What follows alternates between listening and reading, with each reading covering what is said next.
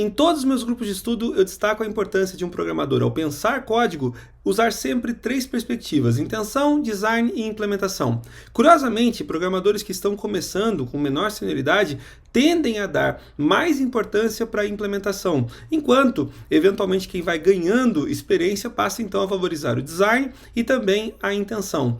Nesse vídeo aqui, eu vou te mostrar por que pensar em intenção e design é tremendamente importante, principalmente em tempos de ChatGPT. Eu vou mostrar para você um exemplo prático onde eu escrevo um prompt e a ChatGPT faz o trabalho da implementação. No meu prompt eu revelo a intenção e o design e a ChatGPT faz o trabalho da implementação. Então, bora pro prompt.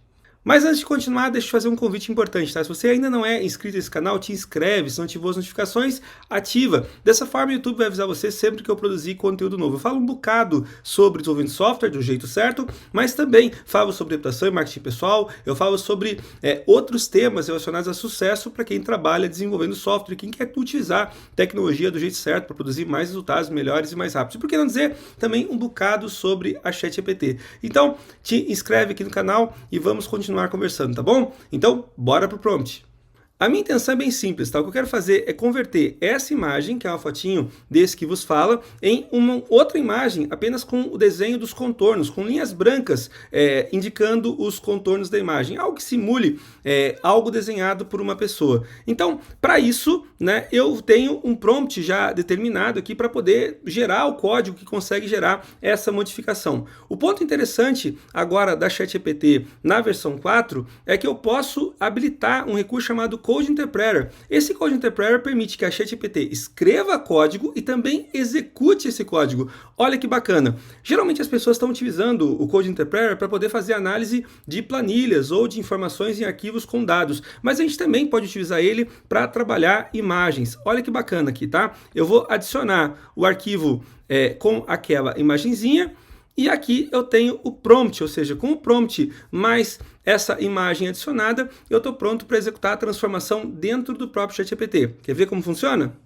Bom, bora então para a implementação do prompt. Na intenção, eu vou revelar o que eu quero fazer. Bora lá? Eu quero converter uma foto minha, né, para uma imagem que parece ter sido desenhada à mão por um artista, apenas com os traços marcantes do contorno, Outline Drawing Style. Cara, essa definição é importante para eu deixar bem claro para a ChatGPT o que eu quero fazer. Na sequência, então, eu especifico como que eu quero que isso seja realizado, tá?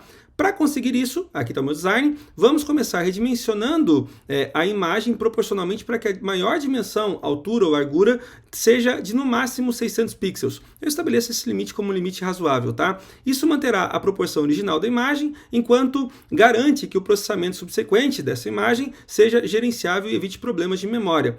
Algo que eu penso ou que eu pensaria caso eu estivesse escrevendo código. A imagem redimensionada deverá então ser estilizada usando a extensão cv2.stilization, ou seja, eu continuo aqui pensando no componente que eu vou estar trabalhando. Faz parte do design, eu penso nos componentes, na relação dos componentes. Esse filtro ajuda a reduzir o ruído da imagem, mantendo os contornos principais. Próximo passo. A imagem estilizada será então amenizada utilizando um filtro de média, uma espécie de blur, tá? Esse filtro ajuda a reduzir o ruído da imagem, mantendo os contornos principais. Em seguida, né, convertemos a imagem amenizada para a escala de cinza, ou tons de cinza, para simplificar o processamento. Quase todo algoritmo de detecção de bordas utiliza essa referência. Depois, vamos converter a imagem, depois de converter as imagens para tons de cinza, aplicaremos os detectores de borda Canny, que é um algoritmo clássico, né, com alguns parâmetros, especificando o threshold básico de 80 e o mais alto de 150. Você conhece o algoritmo? Não? Pois é. Isso não você usar a ChatGPT para implementar alguma coisa não libera você de conhecer os algoritmos. O ponto é que você não precisa escrever o código, só isso. Por fim, aplicaremos uma operação de dilatação de bordas, né, das bordas detectadas para torná-las mais espessas e visíveis. Isso produzirá uma aparência final de uma imagem desenhada à mão. Bacana? Repara, eu primeiro manifestei a minha intenção e depois eu fiz todo o design. Eu disse para a ChatGPT exatamente que código que eu quero que ela execute, sem necessariamente me preocupar com detalhes da implementação. Apenas em algum ponto eu destaquei que eu queria utilizar OpenCV pelo CV2 ali, né? Na sequência, depois eu tenho então detalhes, eu não tenho grandes detalhes, quanto ao formato eu quero que o processo seja executado passo a passo, apresentando o resultado de cada etapa antes de avançar para a próxima. Só isso e eu estou pronto então para executar o meu prompt. Vamos ver como isso funciona? Muito bom, então tudo pronto para a gente poder finalmente executar o nosso prompt. Vamos começar então a execução. Vamos ver se a ChatGPT consegue nos entender. Tempinho para processar e muito bem. Ótimo, você forneceu a imagem para conversão, vamos começar o processo. O primeiro passo é redimensionar a imagem proporcionalmente para que a dimensão seja de no máximo 600 pixels, né? E aí ela está fazendo aqui algum processamento, a gente vai depois analisar esse processamento que ela fez e ela vai apresentar aqui o resultado. Ela está mostrando, bom, beleza, aqui está a imagem original, né, que você trouxe para a gente. Aqui está a imagem já redimensionada para no máximo 600 pixels, mantendo aí a proporção. O próximo passo é utilizar, né, esse efeito do OpenCV para aplicar um estilo, né? É um dos estilos lá do OpenCV para poder eventualmente diminuir um pouquinho a questão do ruído, as transições de cores. E repara como esse efeito também dá um destaque na borda, que é o que a gente quer no final. O próximo passo, né, é aplicar um efeito de suavização, um blur na imagem, né? Eu dou uma tremidinha na imagem, para quê? Para exatamente diminuir um pouquinho esses efeitos aqui, desse efeito anterior que a gente acabou de aplicar. Eu tenho a imagem já processada. Depois, eu tenho a conversão da imagem para tons de cinza. Ele também executou a imagem aqui, o efeito de tons de cinza. Depois, agora, ele está aqui, a imagem escalada em tons de cinza, ele está agora processando e aplicando efeito de Canny, né, para detecção de borda, um algoritmo famoso para detecção das bordas, que se beneficia claramente dessa imagem que não tem mais tanta transição de cores, enfim, tanta transição de região, eu tenho os contornos bem delimitados. E finalmente, o último passo, né, é a gente conseguir fazer a dilatação das bordas, que é o que está acontecendo aqui. E pronto, a ChatGPT executou o processo. A parte interessante que eu quero que você analise, que ela está explicando o que ela fez, o ponto interessante que eu quero que você verifique é o seguinte: ela está apresentando a imagem porque ela conseguiu ler essa imagem. Além de conseguir ler essa imagem, ela foi escrevendo durante o processo, ela foi escrevendo o código necessário. Aqui está, por exemplo, o código que abre a imagem que eu forneci e dá ali um redimensionamento em proporção. Repara que ela utiliza um método aqui de redimensionamento, salva a imagem no final, enfim, e apresenta a imagem como resultado para mim. Depois, num segundo processo, né, com essa imagem já redimensionada, eu tenho a aplicação utilizando o OpenCV desse modelo aqui do Stylization, que é exatamente o efeito que eu tinha solicitado para ser aplicado.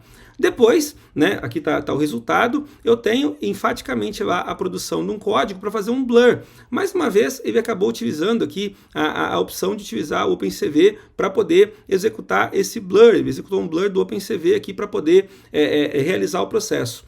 Muito bem, até porque eu pedi a aplicação desse efeito aqui também utilizando o OpenCV, então não tem problema nenhum nisso aqui. Depois eu peço a conversão da imagem para tons de cinza, e aqui está a execução para tons de cinza. Muito bom, né? Eu tenho o script já executando e eu já vejo também o resultado. Finalmente, eu tenho o processo de aplicação desse efeito, esse Canny, que é um algoritmo conhecido que também tem à disposição dentro da biblioteca do OpenCV. Eu não conheço ela, né? Tipo, não uso tanto o OpenCV, principalmente em Python, tá? Mas aqui eu tenho uma aplicação bem bacana, inclusive respeitando os parâmetros que eu especifiquei ali, que são parâmetros comuns para esse algoritmo. E finalmente, né, eu tenho uma técnica, né, para dilatação de bordas, né, que é exatamente uma técnica que detecta as bordas para poder fazer esse realce de linhas, né. Aqui está o código, né, eu tenho essa visão também, está utilizando o OpenCV para executar esse processo. O ponto interessante é, eu especifiquei exatamente qual era a minha intenção e também delimitei o design, sabe? As etapas que deveriam ser executadas, a sequência que deveria ser obedecida, enfim, eu especifiquei tudo isso. E finalmente a ChatGPT acabou entregando para mim a implementação. Repara, eu saber fazer a implementação é sim muito útil, mas eu não preciso mais perder tempo escrevendo esse código. A ChatGPT faz para mim, inclusive de maneira interativa, bastante interessante. Muito bom mesmo. Essa capacidade da ChatGPT de escrever código e executar o código deixa ela muito mais poderosa, porque afinal de contas agora você tem a possibilidade de utilizar bibliotecas e eventualmente produzir código executável dentro do próprio ambiente da GPT. Claro, tem uma série de restrições com relação à memória disponível e com relação também às bibliotecas que ela consegue acessar, pelo menos nessa versão web, essa versão da ChatGPT. Agora, como recurso de utilização das ferramentas, né, de linguagens, inteligências artificiais que trabalham com geração de código, geração de texto, né, esses modelos de linguagem amplificados, cara, isso realmente abre um conjunto todo novo de possibilidades. Voltando lá para a minha provocação inicial, tá? Cada vez mais é fundamental que desenvolvedores de software entendam muito bem a intenção. O que eu queria fazer? Não é exatamente a imagem que eu quero chegar ainda, tá? Mas já é um excelente passo. Segundo, qual é o meu design, quais são os componentes, passos, etapas que eu desejo percorrer. Se eu não souber o que pedir para a GPT, ela não vai conseguir produzir absolutamente nada de útil, tá? E, finalmente, a implementação. Bom, a implementação ela é importante, continua sendo muito importante sim, mas ela pode ser tremendamente facilitada a partir da utilização de modelos como a ChatGPT, de inteligências como a ChatGPT. Mas não para aqui, tá? A gente também pode pedir para a ChatGPT para que ela forneça, eventualmente, alternativas, né, para poder fazer essa implementação ficar um pouco mais fácil. Por exemplo, utilizamos o algoritmo de Canny para detectar bordas. Quais seriam outras alternativas?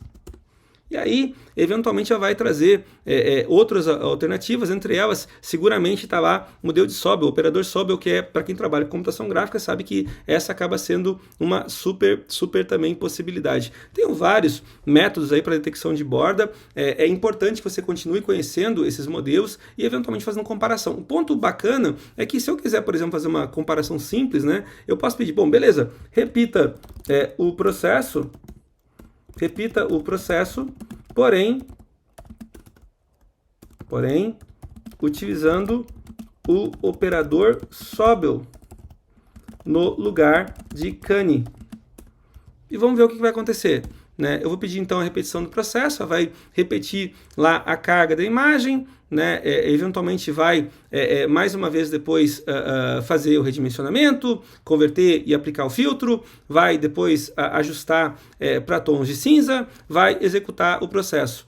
Vamos verificar o que acontece? Opa, peço desculpas, não teve algum argumento de gama. Olha que bacana, cara. Tipo, teve um probleminha que ela já está aplicando Sobel, mas olha que bacana. Ela mesma já reconhece o problema, né, da informação. Provavelmente ela está com problemas aqui de área ponderada, enfim, está setando aqui um outro parâmetro, está testando, tentativa e erro. Quem diz que a ChatGPT acerta sempre de primeira, tá? Ela executa o processo aqui, dá o resultado com o Sobel.